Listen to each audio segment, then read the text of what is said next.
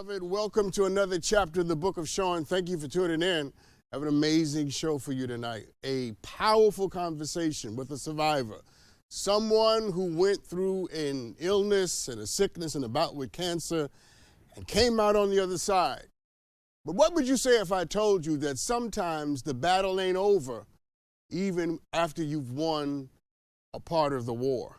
See, my guest tonight has come out on the other side, but we never pass through a storm without scars. You don't come through a flood without getting some water on your clothes.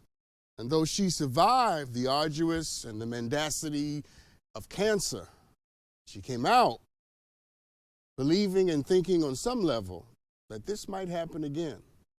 How do you live with that fear, right? How do you walk around with that anxiety? And you can understand it, right? If you had gone through dealing with what she had to deal with, I know for sure I would be living with the same questions. Tonight I want to help her maybe not answer that question, but live with that question with more joy and more peace and more power. And if by some chance you happen to be living with a question that you can't answer, you came to the right place tonight. So sit down. Take your shoes off. We're going to have a good time. Welcome to the show tonight. My guest, Kendall Lenise. Look at you. I love your smile. Hey, how are you? Thank you so much. I am well. Thank you so much. You almost had me jumping out of my seat already. Jump, girl. My If the spirit God. say jump, go on and jump. I My God. will put this show on hold until you get your shout out. You have a great spirit. Thank you, Dr. Sean. I expected you to have a great spirit because nobody can go through what you've gone through and not, on some level, have a substance that is unique. So here's my first question. How did you hear that you had cancer? Where were you? What were you doing? And what was your reaction? Wow. All right. So it was March 5th, 2021. I was going just to get a routine colonoscopy. I was approaching my 50th birthday, which was June 17th, 2021. I turned 50. And I wasn't thinking anything of it. As for women, when we go get mammograms, or for anyone getting a mammogram, you say that silent prayer, okay, Lord, please, let this mammogram, because you hear so much about breast cancer. So I didn't really hear much about colon cancer. So when I was going to get my colonoscopy, one of my friends said, I just had one. I'll take you. You got to be put under anesthesia. And I was like, fine, no problem. Wasn't thinking anything about it. It was at that very appointment that the doctor came back. I heard him looking for my friend Kim. They were like, well, where is Kimberly? Where is she? Because she has to come back. And I can hear it as I'm awakening in the recovery area after, for the anesthesia to wear off. And I hear her coming. I find out a year later, though, she told me that there was blood on my gurney. I didn't know that at that time. She just told me that. So she said she came around the corner and she knew something was not right because she had taken another friend to get a colonoscopy and she had just had one. So they came in and he came in and he said, he looked like that. And I said, well, what is it? And he said, we found something as we were doing the colonoscopy. And I said, are you thinking what? I said, you're joking, right? And he said, I wouldn't be joking like this. I said, so, well, what is it? And he started explaining. So I was calm as a cucumber. If somebody would have told me before that I would have been told that I have colon cancer or any type of cancer, I wouldn't have predicted my reaction.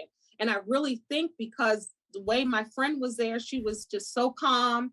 And she was like, okay, I wasn't expecting that. So I asked him, I said, so what happens? What do you see? And he started explaining and he showed me on the x-ray what he saw. And he said he took it out for a biopsy, but he really thinks it's that. And of course, he's been doing colonoscopies for years. So immediately I believed him.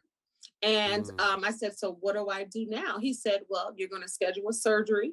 They're going to take out part of your colon and then they're going to reattach the colon. He said it like matter of factly. He said, so when you get home and you really get, understanding of, what just happened and what I just said, book your surgery, call the surgeon and book it. I didn't wait until I got home. In the car, I called the surgeon and I said, listen, this is the news that I just got. I need to book a surgery with you. I explained everything. And it started literally from the day I got the colonoscopy. Then that next week, I did all testing, and then I was in surgery on March 18th. Wow. It happened like that. And guess what? What? What I didn't know, and that's why I'm wearing blue today, what I didn't know that in March, it was colon cancer awareness. I remember when March started, I was like, Women's History Month. I had no clue that March was colon cancer awareness month and the color was blue. Wow. I was clueless. Wow. So, and I got the diagnosis during colon cancer awareness month. Wow. So the month of March took on a whole new meaning and dynamic for you. But let me ask you this, because it's a fascinating story. But I'm wondering, you didn't have any emotional reaction at all? No fear, no anger? It's so interesting. I didn't. I didn't have my emotional reaction. I went in mode like, okay, what do I need to do? I kind of went there, and it was almost a disbelief. I couldn't even say cancer for months. So I was just saying the C word. So already it had affected me that way where I couldn't even say I had cancer. I could not even say that. Kendall, stop for a second, because this is a teachable moment. That is itself an emotional reaction. Facts. Very true. Right. That's very true. Very true. And I had emotional reactions. At the time, I was kind of trying to process it. And when I got in the car and I did everything and I was going through the motions, I went to go get my testing by myself. So I had a lot of time sitting with myself, and it was almost unreal, but you're absolutely right. I could not even say it. I couldn't even say the words.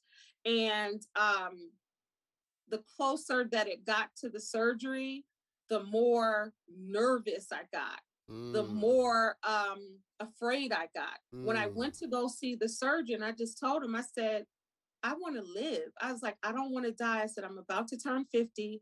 I said, one of my daughters is graduating from college. One's birthday is in May. I was like, I don't want to die. And he said, my surgeon was amazing, Dr. Berg. He said, you're going to live because you ain't going to ruin my reputation. But stop for a second. That's a great story. But when you hear yourself say those words again, I want to live, I don't want to die, your eyes changed a little bit. What does hearing that do to you, even now? It makes me emotional because I should put on some waterproof mascara. You all right. But it makes me emotional because I just remember being in that moment, and it's a quiet fear where if you've never heard those words, no matter how many times I explain it or say it, you're not going to get the fullness of it. You know what I mean? I do. So it was just a nervousness, a fear. Like I want to see this. I want to do this. So another level of life kicks in where you're not, and you just, because when you hear cancer, and I was fine during the day, I had the quiet worry, the quiet fear, but at night is when I couldn't settle my mind before the surgery, like right before the surgery. I couldn't settle my mind with all of the possibilities and the what ifs. You know what I mean? So it was something. Yeah. It really was. And that little phrase, something, I'm sure encompasses even more than you're able to say or even willing to say. I'm sure in the deeper watches of the night, in the bitter watches of the night, all kinds of things were talking to you and telling you. Yes. All kind of things like, you're not going to survive this, what if you die, or what happens if this, all of those emotions coming up. And still at this point, I still wasn't even saying cancer. Right. I was saying cancer to God, but I wasn't verbally saying it. I was saying the C word as if it was less painful to say the C word opposed to cancer. Right. or if I may, less realistic, because a part of the inability to say it is that when we have to say something, it becomes real. Yeah. Yeah. Yeah. Yeah. And I really used discernment on who I was going to tell. Like I was very strategic because I didn't just run to tell people. I had a show to do like the same day that I heard, and I got on there. And in my mind, I was like, you just heard that you had cancer. Like I was still trying to process it, but everything happened so fast, I couldn't process it and then go. Did like you I ever had break to down? process that Did thing. you ever break down? Did you ever just let yourself cry the way your soul wanted to? It's so funny that you say that because I am a crier. Like I will cry. I don't have any problems releasing those emotions and crying. But it's so crazy. I didn't until after the surgery, after everything. And I was in the bathroom and I came back and I came across my hospital bracelet. And I just started bawling in the bathroom like, wow, God, I had cancer. Like you saved me from cancer. It was so interesting how it hits because I am a crybaby. You know what I'm saying? And it was just so weird that I didn't break down in tears at that moment. But I tell you what really got me and when it really came to realization for me, Dr. Sean. In the last year and a half, I've had 3 colonoscopies where most people don't get one for every 10 years, maybe every 5 years because of, having cancer. I had to go back a year later. So this was just this past March, April. So when I went back and I just had a colonoscopy a month ago. So when I went back a year later, that's where my breakdown began because I went back and I realized I think I have PTSD. I went back to the same place that told me I had cancer and I could not settle. I pray, I meditate, I do all of that, but I was unable to calm myself when I went back to that place. So I didn't have the breakdown when they told me at the place, but I had it a year later. I was on the table getting the colonoscopy. Dr. Sean, I could not sit still. I was jumping up. I said, can I go hug my daughters in the waiting room? I was moving like this. I could not settle my spirit. And then some of the same people were there. Then I told certain people, like the last time I was here, they were like, I get it. I understand. And that's when I realized, oh, snap. That's when all of those other emotions flood. And throughout different times, they'll just come out. And I just allow it to come out.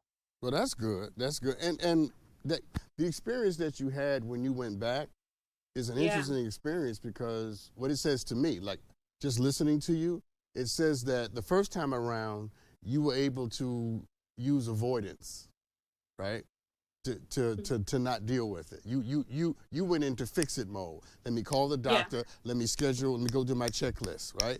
And that is really avoiding the despair, the fear, and the emotion, the anger, the frustration of having to deal with it. But when you went back that second time, avoidance wasn't available. That second time, the trauma had already rooted itself, and you were in that moment for the first time dealing with what you avoided in the second time. You were dealing with the very thing that you avoided the first time. Let me ask you this. I think it was a fog or something. I think I was in like a fog. Like I was very aware that I had cancer. I was very aware of what I had to do. I was very aware of all of that. But it was just like, you gotta do this, and this. I was just trying to get the directions, what to do, how to do. They had it. So it was very overwhelming, to try to grapple with everything and deal with the other side and then the diagnosis side. So it could have been avoidance and I didn't even know that's what it was. You mentioned post-traumatic stress disorder, which makes me want to ask you this question, and then we'll take a break. So, what has this journey done to you? It made me praise God a little louder and harder. It made me be an advocate for colon cancer awareness, especially in the Black community, because I had so many people shocked saying, "You're not a man, or you're not white, or how did you get colon cancer? You eat like this, or you." So just the myths. It made me know that stress is no good for me, and to try to remove that any way possible out of my life. It made me,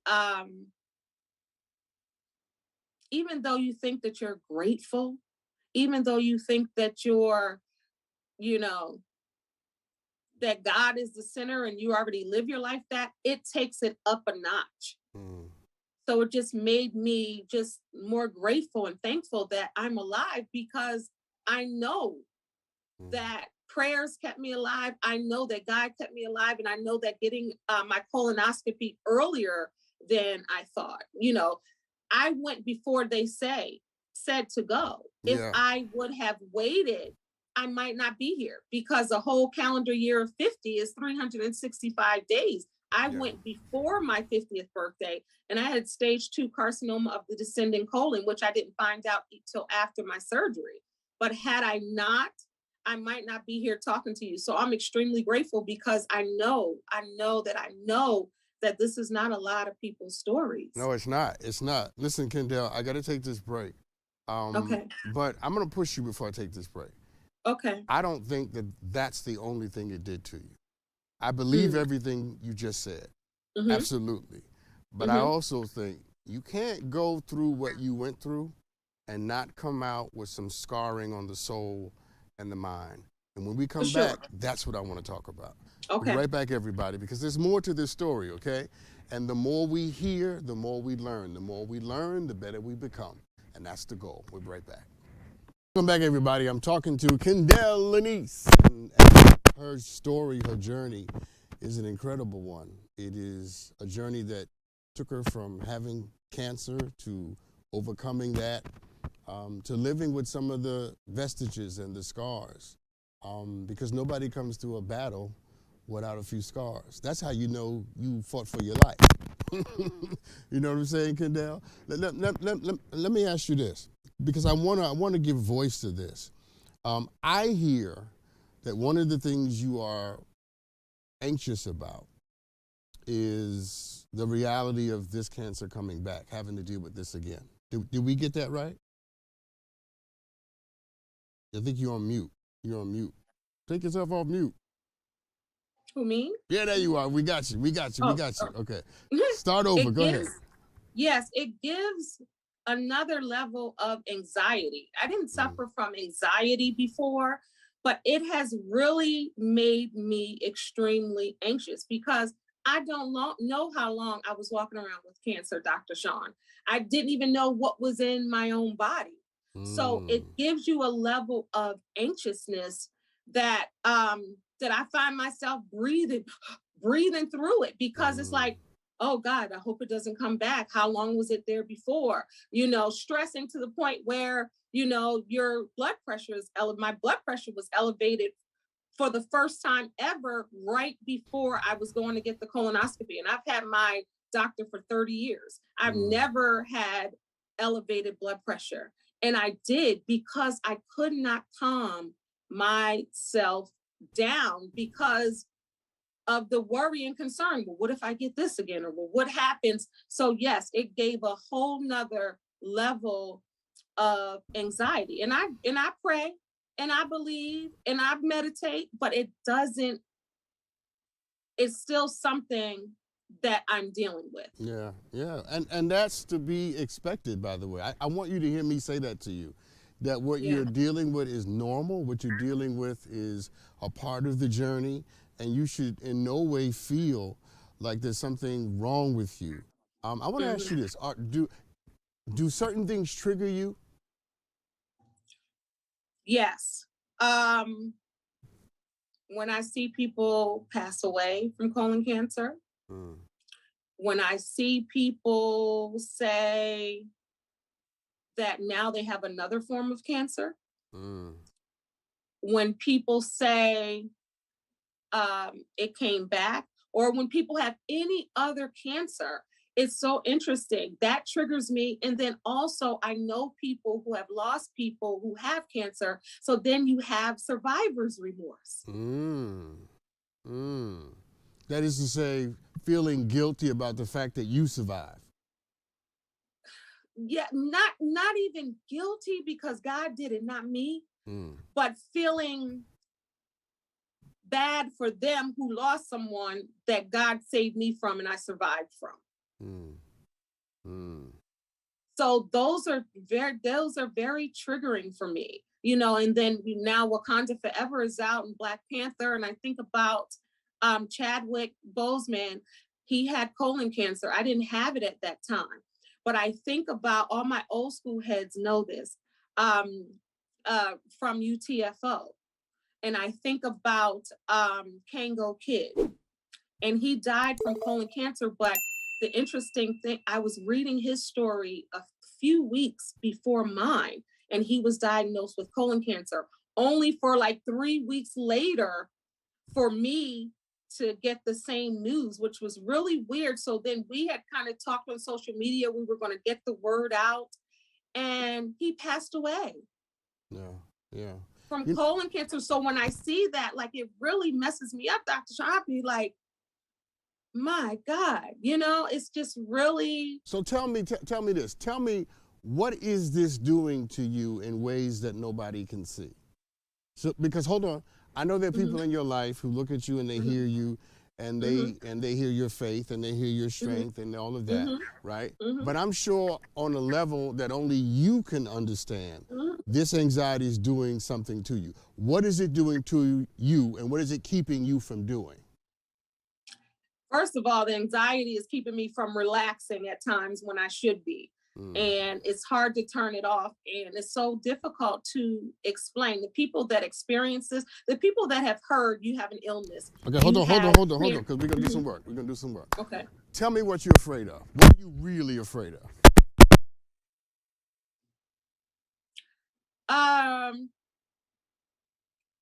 Checking out before I do everything I want to do in life. No, that's good. But we got to name it. We're not going to do what you did with cancer. Call it the C word. Okay. All right? Okay. I'm going to ask it again. We're going to name it so we can defeat it. Tell me what you're afraid of.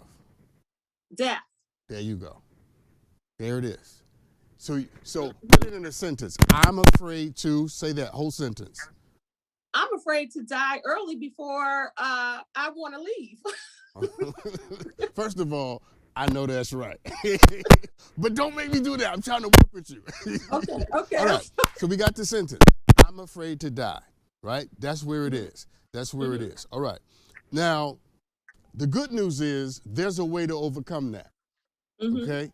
And the way you overcome that is not in medicine. I feel like throwing my shoe, Juan. You're sneaking up on me. The way you overcome that has nothing to do with what happens to any of those doctors in any of those rooms. Let me ask you this. Tell me what you believe. I believe that God saved my life and he has purpose over my life. And I'm clear that he is in control of my life. Okay. That's what I believe. No, that's it. Now, you believe that not just with your head, right? Yes. You believe it with your heart. Yes. You believe it with your soul. Yes. Mind, body, soul. That's what you believe. Now I'm going to push you. Then tell me how it makes sense to be afraid of death. It doesn't. It doesn't. It doesn't. Say it again. It doesn't. Your face just changed. What happened? It doesn't. Because you know that. I feel that. I believe that. But I have to tell my body that when it's happening. And that's the thing. And those are the private conversations that I really have. Like, God got you, girl. He saved you for a reason. Yes. You know, I really have those conversations. And I will tell myself, calm down, breathe. You know what to do. Because hold on, Kendra, hold on. Because knowing what the right things to say are and knowing what you believe is one thing. Having it become a conviction by which you live and guide your life is something totally different. So you know it, and you believe it. Well, our goal in this moment is to move it over to being a conviction, where you're able to say to your body, to your colon, to whatever part of you we need to talk to tonight, where you say, and my God shall supply all of my needs. Yeah. I'm not worried about anything. And I'm not worried not because it's not realistic or a real possibility. I'm not worried because I'm not afraid to go back into that valley because I beat it once. Ooh. Yeah. Yeah. Let me I saw that. If Kenny falls out the chair, y'all, it won't be because she's sick. It'll be because she's and I can relate to what you're saying. I'll tell you why. Because sometimes I get anxious about my life and where it's going and all of that. And I have to remind myself that I was born in a garbage can. I was left in a garbage can. I'm the baby that beat life in a garbage can. How dare I sit up at this age and be afraid of tomorrow when I had enough strength and courage and fight to beat death in a garbage can? And that's my word to you. You've already beat this devil. You've already won this battle. And everything that was in you that won the first time has the power to do it. If you have to do it again, you can. I don't want you to have to do it again. We're praying that you never have to. But listen to me. If you have to, you can win again. No, ain't good enough. Amen. No, if you can't see my feet are like, amen. You get what I'm saying? Amen. Yes, I know. Yes. Amen. Yeah, yes. This fear is understandable, but it's not rational. Right. It's not rational if you believe. Now, if you believe, if you don't believe, then that's not, but if you believe that there's something bigger than you who's guiding you, holding you, protecting you, and pulls you out the first time, then you got to believe that same power has the ability to keep you now. And the way you quiet the mind is to surrender to that power and to surrender to that wisdom and to that grace and to know that goodness and mercy, it follows you. And the good news is, Kendall, you have proof. Yeah, I do.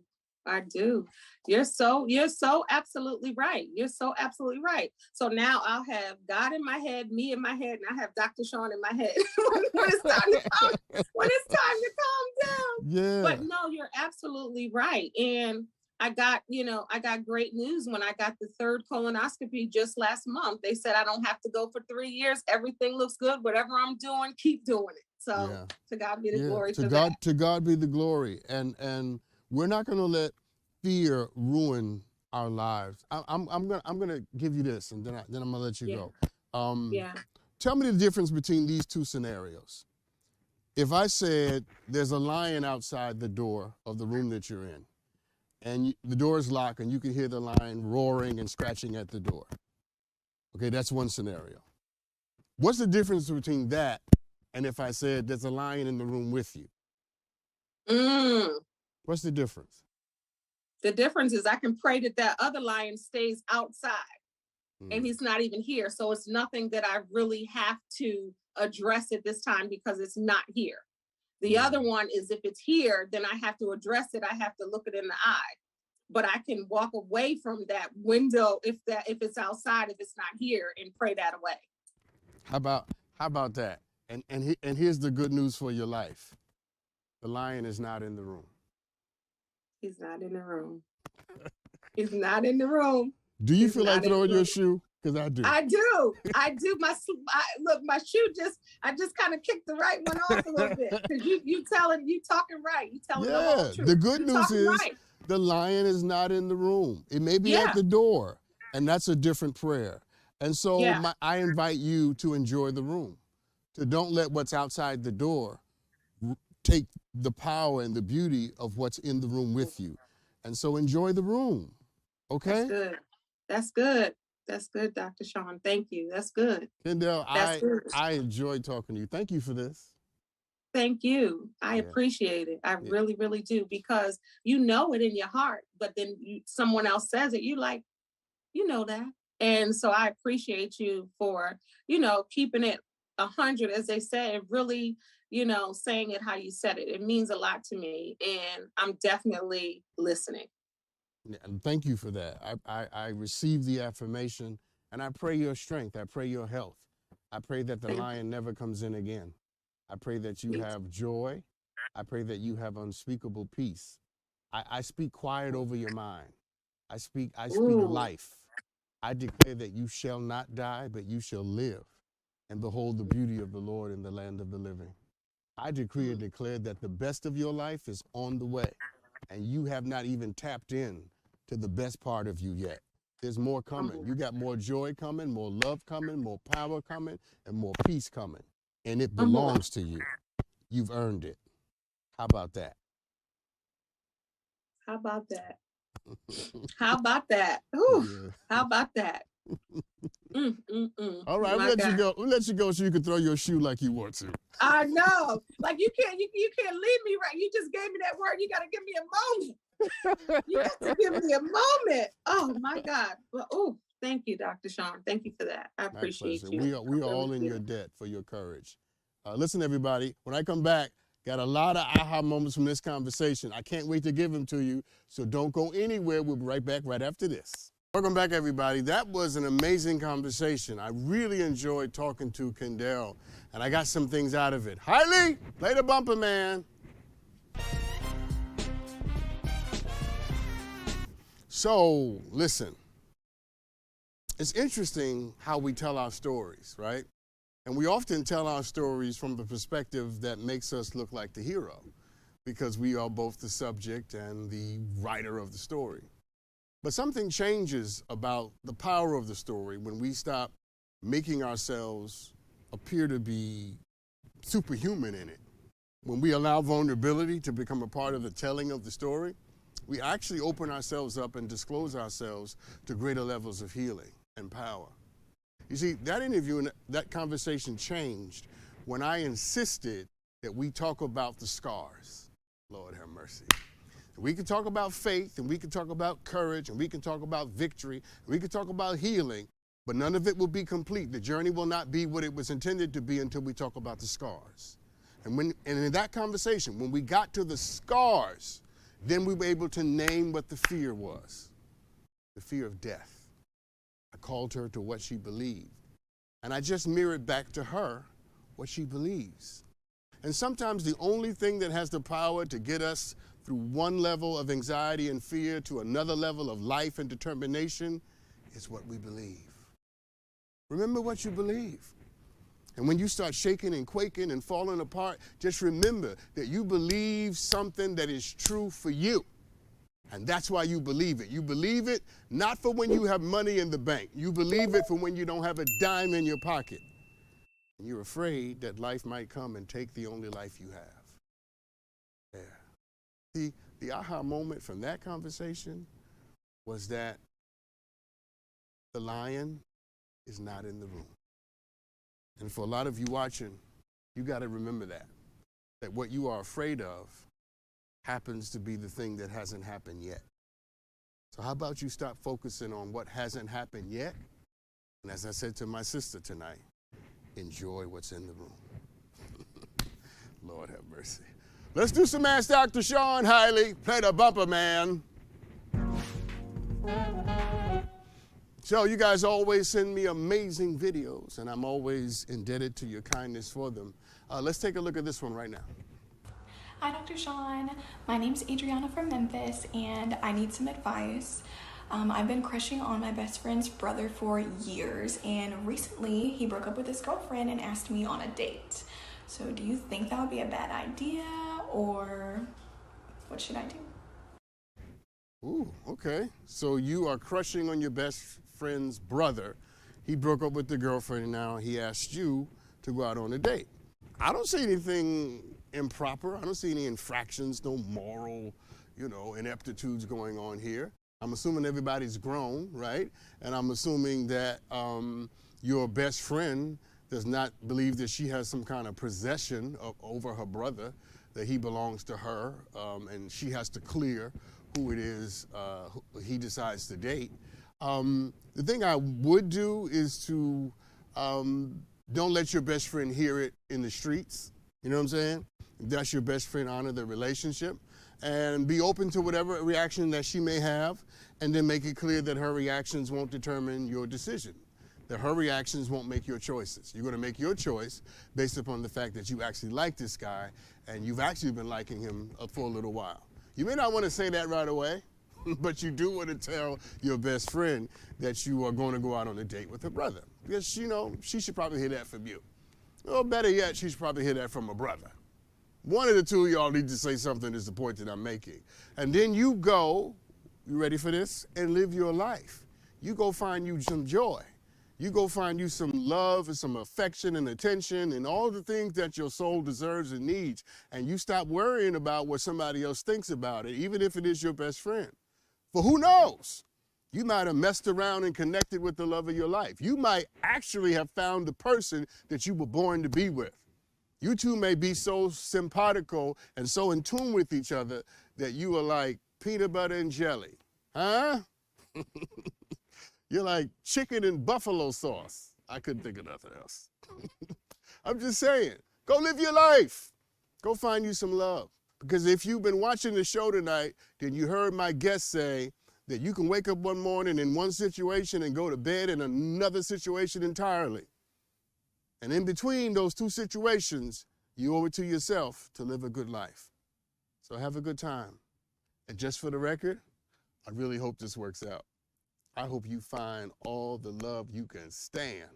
Matter of fact, I hope that you send me a video saying, Dr. Sean, this is so good, I can't stand it. What do I do?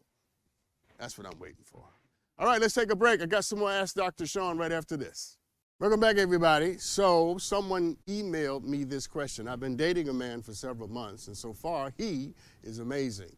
He treats me well and is great with my daughter. But unfortunately, I'm not attracted to him. Am I being shallow because I want to dump him? Yes and no. Whew, this is good. Buckle your seatbelt, Juan. This is going to be good. Yes and no, all right? Because great relationships at some point can't just be based on attraction. Because you're not always going to be attracted to somebody. And if the truth be told, people's bodies change. Somebody young and cute and sexy may not be middle-aged cute and sexy. And so the relationship has to be built on something other than just blind, creature-craving, concupiscent attraction. But I said yes and no. The no part is you do have the right to be with someone who you find pleasing and pleasurable. But here's the thing you should consider, because I think you might have asked me the wrong question. The thing you should consider is how much does attraction play in the unfolding of a successful relationship for you? What role, not role, but what ranking would you put attraction on your list of important things? And you have the right to determine that. You have the right to determine how much you value physical attraction. That is your right. But my concern is if you overvalue it, right, then you might be missing out on an opportunity to be with someone who may not necessarily stimulate you in terms of their looks, but they may have other ways to do it. You do know that there's more than one way to be stimulated. And maybe you should be open to that. But it's your choice. No one can tell you that you're wrong because you've decided that physical attraction is the most important thing to you. It's not wrong, it's a preference, and you get to experience your preference. What I'm trying to help you decide and understand is that ranking of preference in line with who you are and who you understand the best of love to be about, and what you understand, rather, the best of love to be about. Because love at its best may not always be cute. What would you say if you found the love that you always wanted and needed, but it came in a form that you were not attracted to? That's where you are. And you have to ask yourself not a question about attraction, but a question about your character and what you value. And I'm not trying to shame you or make you feel bad if you choose attraction to be the most important thing. I just want to make sure that it's your choice so that you can live with it and the consequences that come along with it. Because you'll mess around and date somebody because he's really cute. I mean, drop dead, sexy, cute, make you dribble. I mean, make the spit roll out your mouth because he's so fine. and he have no character, no commitment, and no loyalty at all. Horrible with your daughter, a danger to your child, and not a friend to your mind. So you think about that, okay? That came out shady, but I'm not trying to be shady. Anyway, I got another video. Let's take a look at it. Hey, Dr. Sean, my name is Alicia, and I'm in need of some advice. If a family member moves in because they've fallen on hard times, what is the maximum amount of time they should be allowed to get back on their feet? I look forward to hearing your feedback. So if you're asking me, 24 hours. But, you know, it really depends on you. Dr. Sean's answer is you have 24 hours. And after 24 hours, you have to go. Because I don't want to live with nobody. I'm not interested in it. Doesn't concern me. That's not my thing. All right? I like living by myself. I love it. I can walk around the house butt naked. I could not wash the dishes for 5 days if I don't want to. Take the garbage out, whatever I feel like it. I ain't got to clean the bathroom every other day. But it depends on what you can stand and what your connection with the person happens to be. But I do think this. You never let somebody move into your space without having the conditions and the terms established of when they're going to leave. Don't let nobody come in without knowing exactly when they're moving out. Okay? So however long you decide, and that may be a conversation you have with the person where you say, well, how much time do you think you'll need? If you don't know, see what they say. And if the answer that they give is not suitable, you say, let me think about that. And if the answer is suitable, you say, you know what? Let's seal that, make that the cutoff time, and let's both agree that 30 days from now, 2 weeks from now, whenever it is, you're moving out. No ifs, ands, or buts about it, no delays, no extensions. This is it. Okay? And then they have to agree to it. They have to honestly say that I'm totally in agreement with what it is you are asking me to agree to.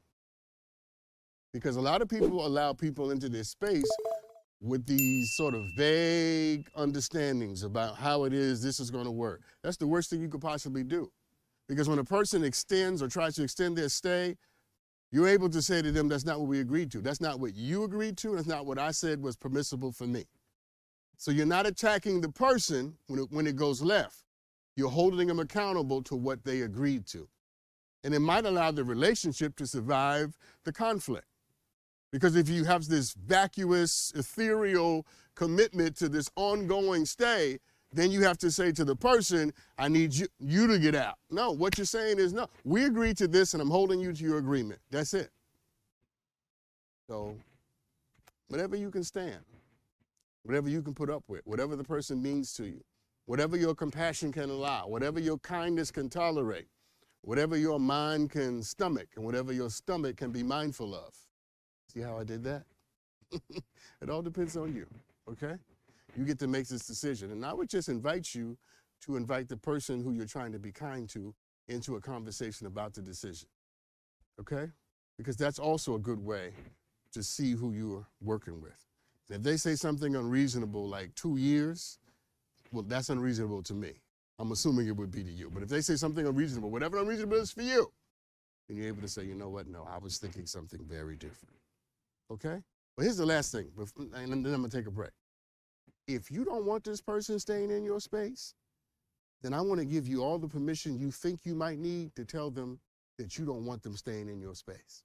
Because the worst thing you could do is let somebody into your house who you don't want there. Because that's going to go left and be a disaster really soon. Okay? So make sure you want them. I don't care what the relationship is. I don't care if it's your mama. Make sure you want your mama. You did say it was your friend, but just make sure you want them in your house, okay? And everything else can come after that. You'll be all right. I believe in you. I do. Let's take a break, Hailey. We'll be right back with some Here's What Doesn't Make Sense. Are we on? I don't know if we're on or not. I can't hear a thing. Anyway, so let's do some Here's What Doesn't Make Sense.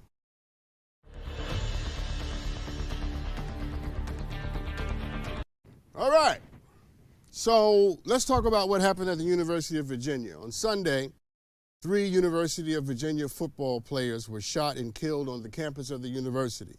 Devon Chandler, Lavelle Davis Jr., and Deshaun Perry were all needlessly murdered by someone who clearly should not have had access to a gun. I should also mention that 3 other students were wounded in the incident and are being treated at the University of Virginia's Medical Center, and we are certainly praying for them and their complete and absolute recovery. We also pray for the families and the friends and the loved ones of the deceased. It's a very difficult time at the university, I'm sure, and young people having to deal with death, so much death. My heart mourns and breaks for the young people of this nation, the college students who have had to deal with so much death.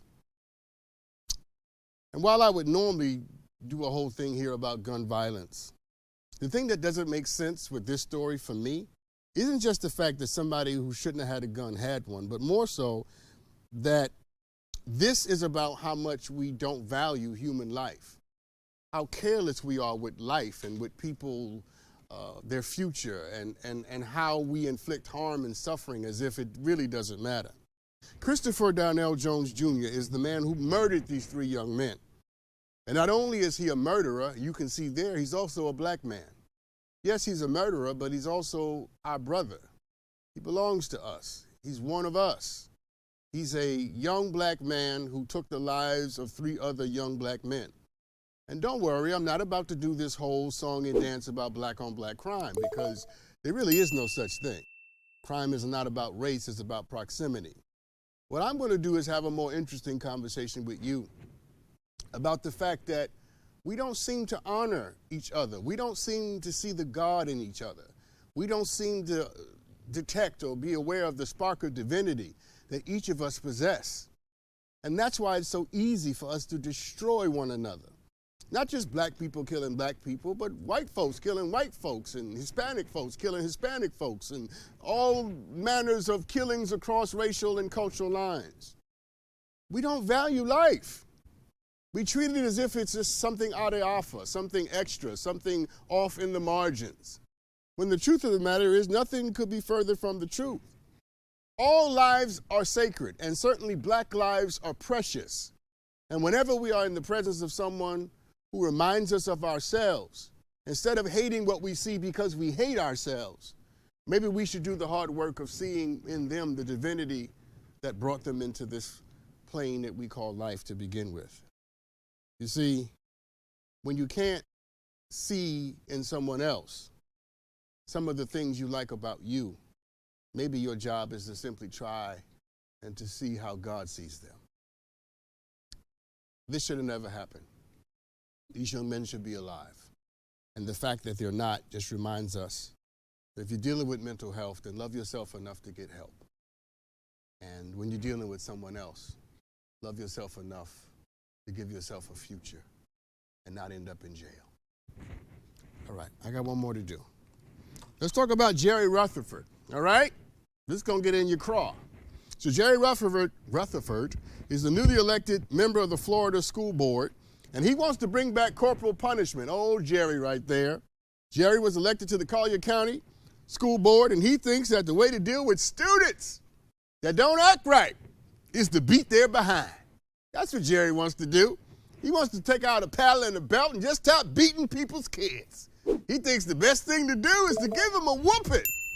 In fact, Jerry said this. He thinks that students with disabilities are out of control. And he implied that he thinks that LGBTQ and religious students should have fewer rights. Not more rights, they should have fewer rights. And a butt whooping if they don't act right. Jerry may be the newest member of the Collier County School Board, but he is also, at least by my estimation, not a very intelligent man. First of all, Jerry, beating kids is not a way to make them better. Let the whole church say amen. Second of all, Jerry, I need to tell you this, my friend. If you beat my kid, I'm coming up to the school and beat you. Nobody gets to beat my kid but me. All the grown folks say amen. But thirdly, and more importantly, Jerry, you ready for this? Managing behavior is never a winning strategy for getting what you want. You see, if I do what you want me to do, but I only do it because you want me to do it, did I really do it at all? I'm going to say it again. If I do what you want me to do, but I only do it because you want me to do it, did I really do it? Or was I just trying to please you? Changing minds is what we should be after, not changing behavior. That's not enough. Treating the symptom is never a good way to understand how you get rid of the cause. We got to get to the cause of the behavior. We got to understand it indelibly and powerfully. You understand that? See, this is what unintelligent people do. Unintelligent people just want to come up with simple and binary solutions to complicated problems. Florida's a strange place. Y'all got some good weather, Y'all got some great Cuban food, okay? But, I'm just saying, Jerry, you need to get off the school board, okay? In Florida, stop electing people to the school board that happen to be numbnuts.